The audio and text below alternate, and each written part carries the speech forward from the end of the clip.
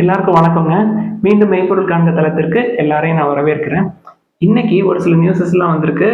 Questions எல்லாம் கேட்டிருந்தாங்க. அதெல்லாம் டிஸ்கஸ் பண்ணுவோம். அதெல்லாம் பார்க்கறதுக்கு முன்னாடி மார்க்கெட் நியூஸ் பார்த்துருவோங்க. மார்க்கெட் நேத்து ஒரு 400 பாயிண்ட் ஏத்தியிருந்தாங்க. எஃப்ஐஐஸ் ஒரு 1500 கோடிக்கு பக்கமா வாங்கியிருந்தாங்க. டிஐஏஸ் ஆக்டிவா இல்ல.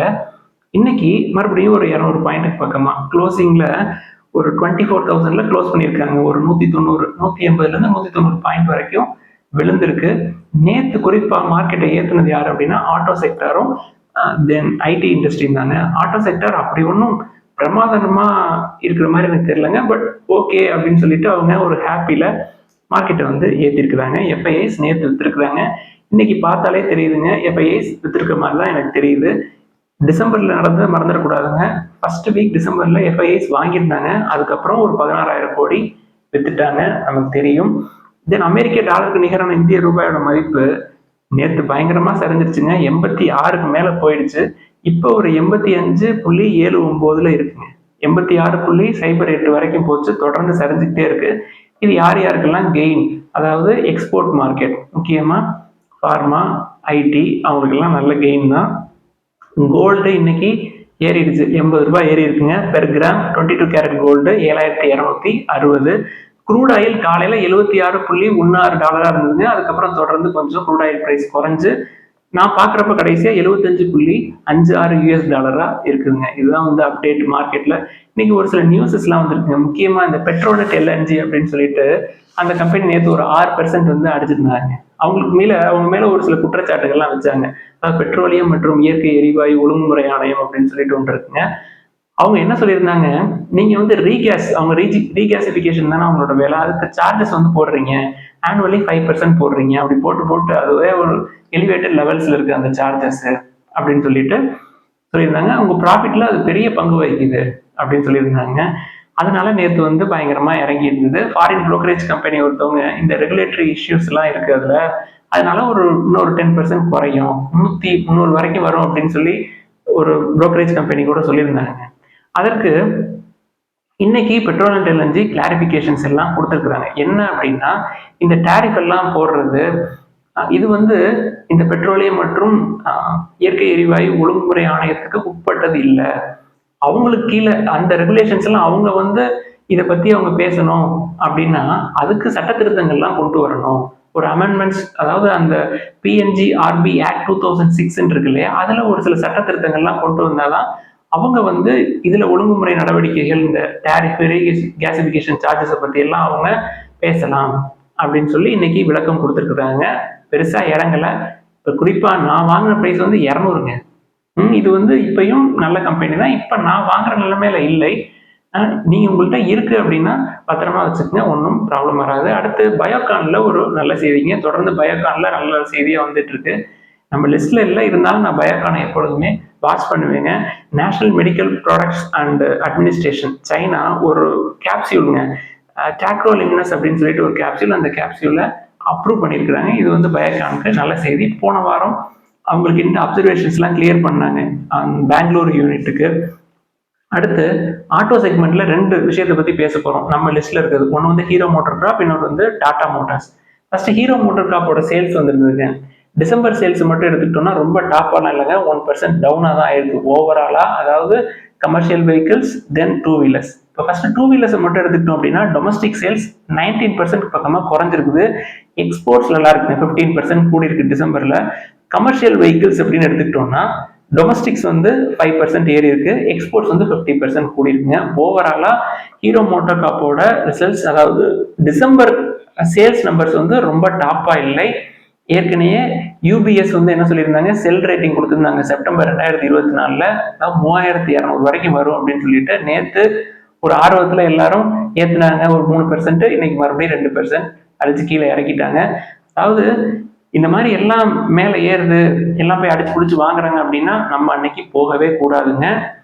நம்ம எல்லாரும் மார்க்கெட் பயந்து ஓடுறாங்க, வித்துட்டு ஓடுறாங்க அப்படின்னா அன்னைக்கு நம்ம ஏற்கனவே ஒரு பிரைஸ்ல வாங்கியிருப்போம். அந்த பிரைஸை விட ஒரு 5%, 3%, 4% குறைஞ்சிருந்தது அப்படின்னா நம்ம 1-2 மறுபடியும் வாங்கி ஆவரேஜ் பண்ணலாம். பெஞ்சமின் கிரஹாம் சொல்லுவார் இல்லையா, டாலர் காஸ்ட் ஆவரேஜிங் சொல்லுவார் இல்லையா பெஞ்சமின் கிரஹாம், அதை தாங்க நம்ம ஃபாலோ பண்ணணும். கீழே வர்றப்போ 1-2 போட்டு நம்ம நம்ம வந்து ஒரு 20-25 இயர்ஸ்க்கு வச்சுக்க போகிறோம், அவசரப்பட்டு வாங்கணும் அப்படின்னு அவசியம் கிடையாதுங்க. இதுதான் ஹீரோ மோட்டார் கார்ப் பொறுத்த வரைக்கும். அடுத்து இந்த டாடா மோட்டார்ஸ்குள்ள போவாங்க. டாடா மோட்டார்ஸ் வந்து Q3 ஃபினான்ஷியல் இயர் 25க்கு அதாவது லாஸ்ட் 3 மாசத்துக்கு அவங்களோட சேல்ஸ் நம்பர்ஸ் வந்து கொடுத்துருக்காங்க. டாடா மோட்டார்ஸை பொறுத்த வரைக்கும் சேல்ஸ் நம்பர்ஸ் பார்க்குறப்ப 2 விஷயத்தை பார்க்கணும். ஒன்று வந்து பேசஞ்சர் வெஹிக்கிள், இன்னொன்று வந்து கமர்ஷியல் வெஹிக்கிள். பேசஞ்சர் வெஹிக்கிள் கீழே இருக்கிறது இந்த பிவிஸ், எஸ்யூவிஸ், இவி, தென் ஜாக்வார், இதெல்லாம் வந்து பேசஞ்சர் வெஹிக்கிள் கீழே வருங்க. கமர்ஷியல் வெஹிக்கிள்ஸ்ல இந்த குட்டியான ட்ரக்கு அதெல்லாம் இருக்கு இல்லையா, அதெல்லாம் வருங்க. பேசஞ்சர் வெஹிக்கிள்ஸ்னு பார்த்தீங்கன்னா 1% வந்து அப் Q3 ஃபினான்ஷியல் இயர் 25ல, அதாவது அக்டோபர், நவம்பர், டிசம்பர் Q3ல. கமர்ஷியல் வெஹிக்கிள்ஸ் பார்த்தீங்கன்னா 1% டவுன். ஓவராலா சேல்ஸ் அப்படின்னு பார்த்தோம்னா Q3ல ஃபிளாட் தான், நம்பர்ஸ் கொஞ்சம் குறைஞ்சிருக்கு. அதனால அங்கே ஏறுறதுக்கு எந்த ரீசனுமே இல்லை. பட் இன்னைக்கு ஒரு 4% வந்து ஏற்றிருக்கிறாங்க. ஓவராலாக ஆட்டோ சேல்ஸ் வந்து நல்லா இருக்கு அது இதுன்ட்டு சொல்லி ஏற்றிருக்கிறாங்க. பட் இதாங்க டாடா மோட்டார்ஸ் கொடுத்த சேல்ஸ். வேணா 2024 சேல்ஸ் வந்து ஓவராலாக பார்க்குறப்போ கொஞ்சம் ஏறி இருக்கலாம்னு நினைக்கிறேன். தென் இன்னொரு விஷயம் டாடா மோட்டார்ஸில், அதாவது கவர்மெண்டோட ஸ்கீம் ஒன்று ப்ரொடக்ஷன் லிங்க்டு இன்சென்டிவ்ஸ் அப்படின்னு இருக்கும் இல்லையா, அதில் ஒரு 26,000 கோடிக்கு பக்கமாக அவங்க ஒதுக்கியிருந்தாங்க. அதில் டாடா மோட்டார்ஸ்க்கும் மஹேந்திரா அண்ட் மஹேந்திராவுக்கும் ஒரு அமௌண்ட் வந்து கிடைச்சிருக்குங்க. அவங்க 2 பேரும் இவிஸ்ல, முக்கியமா ஃபர்ஸ்ட் இவிஸ்னா டாடா மோட்டார்ஸ் தான் வந்து லீடர், தென் மஹேந்திரா அண்ட் மஹேந்திராவும் மேலே ஏறி வர்றாங்க. 2 பேருக்குமே வந்து அந்த இன்சென்டிவ்ஸ் வந்து கிளியர் பண்ணியிருக்காங்க கவர்மெண்ட். அதாவது மஹேந்திரா அண்ட் மஹேந்திராவுக்கு ஒரு 104.08 கோடி, டாடா மோட்டார்ஸ்க்கு ஒரு 142.13 கோடி ப்ரொடக்ஷன் லிங்க் இன்சென்டிவ்ஸ் மூலமா அவங்களுக்கு கிடைச்சிருக்குது. இது வந்து நல்ல செய்தி. அடுத்து மறுபடியும் டாடா குரூப்ல டிசிஎஸ்ன்னு எடுத்துக்கிட்டோம்னா, அவங்களோட ரிசல்ட்ஸ் வந்து ஜனவரி 9 அனௌன்ஸ் பண்றாங்க. நம்மளுக்கு அது தேவைங்க. எவ்வளவு டிமாண்ட் இருந்திருக்குது, க்ரோத், மற்ற ஐடி செக்டர் வந்து எப்படி பெர்ஃபார்ம் பண்ணும், அதெல்லாம் பார்க்கறதுக்கு இந்த ரிசல்ட்ஸ் வந்து நம்மளுக்கு முக்கியம். 9ஆம் தேதிக்கு மேலே அதை பற்றி பேசுவோம். மறுபடியும் டாடா குரூப்ல டாடா கெமிக்கல்ஸ்ங்க, நம்ம ஏற்கனவே இதை பற்றி பேசியிருக்கோம். சோடா ஆஷ் தான் அவங்களோட பிஸ்னஸ். பட் கொஞ்சம் அந்த பிஸ்னஸ்ல ஸ்லோ டவுன் ஆயிருக்கிறதுனால அவங்களோட ப்ராஃபிட்ஸ் வந்து பயங்கரமா குறைஞ்சிருக்கு அப்படின்னு பார்த்தோம் இல்லையா.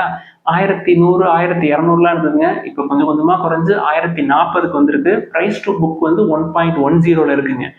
நம்ம மோர்கன் ஹவுசல் அவர்கள் சொன்ன மாதிரி 1.5க்கு கீழே இருந்தாலே நம்ம வந்து அதை வாட்ச் பண்ண ஆரம்பிச்சிருவோம். இது இன்னும் ஒரு 40 ரூபா, 50 ரூபா, 1000 கீழே வர ஆரம்பிச்சிச்சு அப்படின்னா நம்ம வந்து லிஸ்ட்ல ஆட் பண்ணிக்கிறதுக்கான ஒரு சான்ஸ் கிடைக்கும்னு நினைக்கிறேங்க. இன்னும் நம்மளுக்கு டைம் நிறைய இருக்கு. நான் இப்போதைக்கு இந்த விஷயத்த உங்களுக்கு ஞாபகப்படுத்தணும், தெரியப்படுத்தணும் அப்படின்றதுக்காக சொன்னேங்க. ப்ராஃபிட்ஸ் இல்லை, பட் டாடா குரூப் பொறுத்த வரைக்கும் நல்ல பிஸ்னஸ் மாடல் இருக்கு. அவங்க கண்டிப்பா இன்னும் ஒரு 18 மந்த்ஸ், அதாவது அவங்க சொன்னது வந்து 15 to 18 மந்த்ஸ்ல இது வந்து மறுபடியும் சரியாயிடும் அப்படின்னு சொல்லியிருக்கிறாங்க. இந்த நியூஸ் வந்து கிட்டத்தட்ட ஒரு 4 மந்த்ஸ் 5 மந்த்ஸ் இருக்கும். அதனால நம்ம பிரைஸ் கீழே வர்றதுனால உங்களுக்கு இதை ஞாபகப்படுத்தினேன். அடுத்து ரிலையன்ஸ் ஜியோ. பெரும்பாலும் இந்த டெலிகம்யூனிகேஷன் செக்டர் சைடு நம்ம போறதே கிடையாதுங்க. செய்தி வந்திருக்கு, நம்ம ரிலையன்ஸ் பக்கட்டும் போக மாட்டோம். ஐபிஓ போடுறாங்க Reliance Jio. 40,000 crores IPO. Valuation வந்து $120 million வேல்யூவேஷன்ஸ் இருக்கும் அப்படின்னு சொல்றாங்க. ஐபிஓ வந்தாலும் நான் வந்து அப்ளை பண்ண மாட்டேன். இந்த communication sector, tower business, Tata கம்யூனிகேஷனாகவே இருந்தாலும் நான் வாங்கவும் மாட்டேன், அப்ளையும் பண்ண மாட்டேன் ஐபிஓ.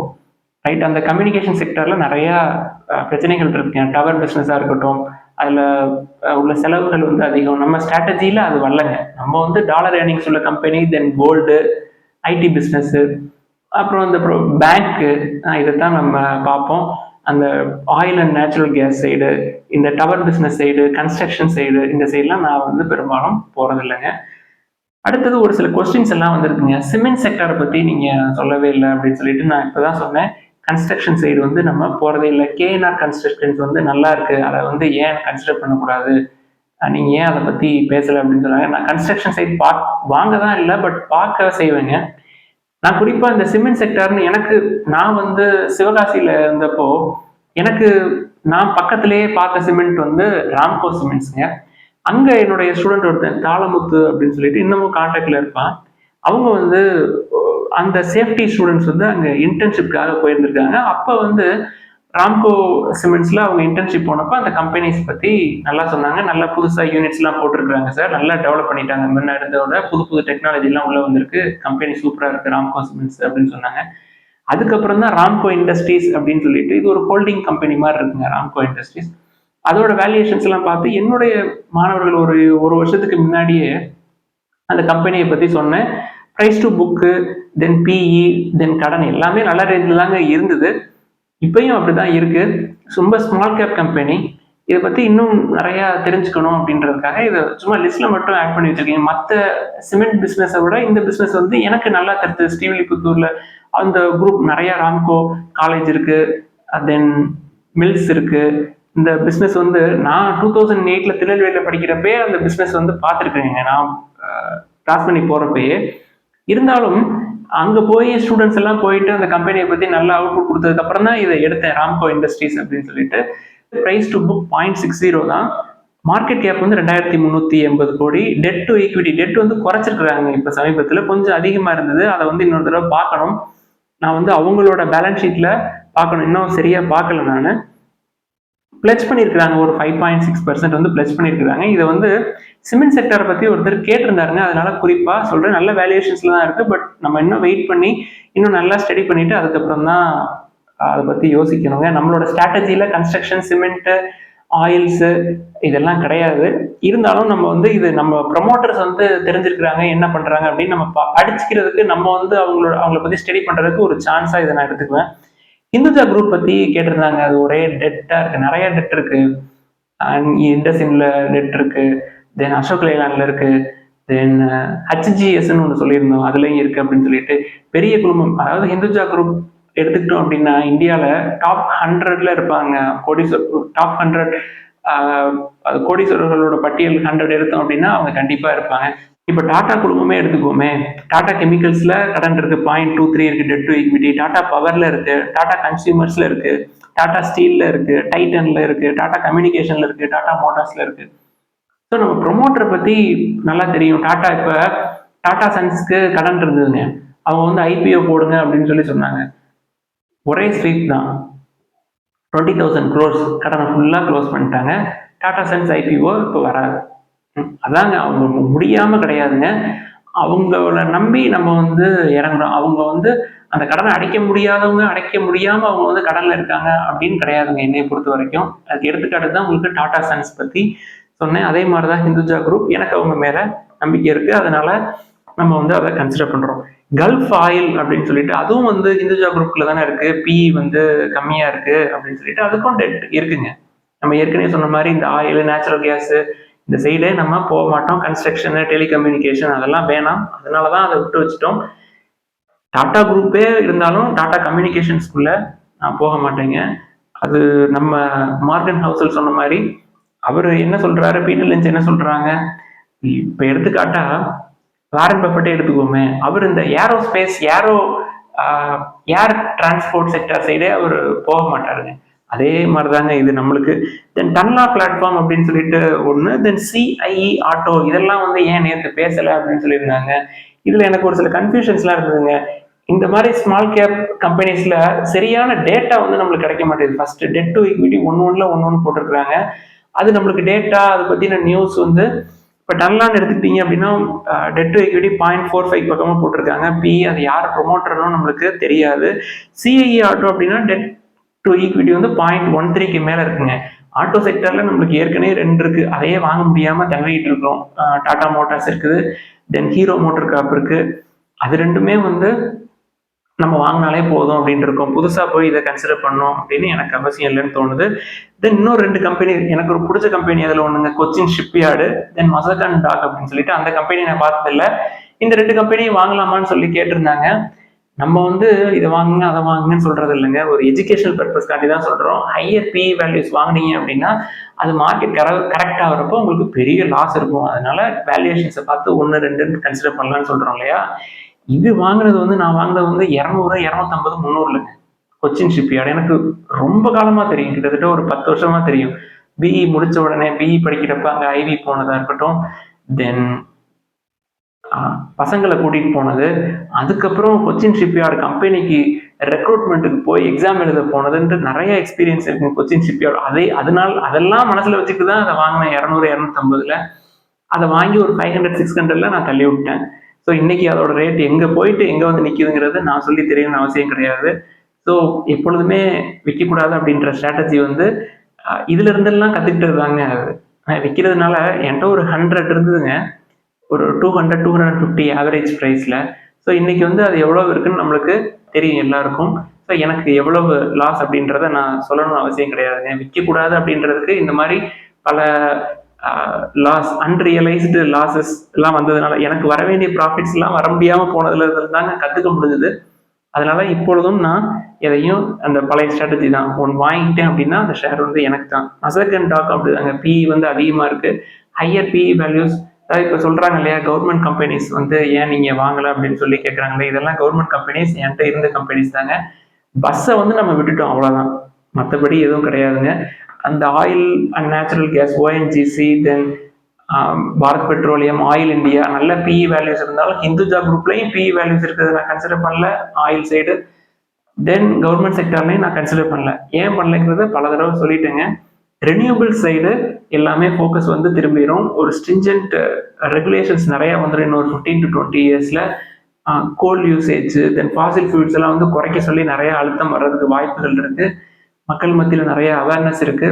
இதெல்லாம் வந்து போகக்கூடிய காலங்கள் இன்னொரு 10 இயர்ஸ்ல நம்மளுக்கு, அதாவது பஸ்ஸை இப்போ ஏறுறது வந்து பெரிய ப்ராஃபிட் தராது அப்படின்னு நான் நம்புறேன். அதனால தாங்க அந்த செயலாம் போறதில்லை.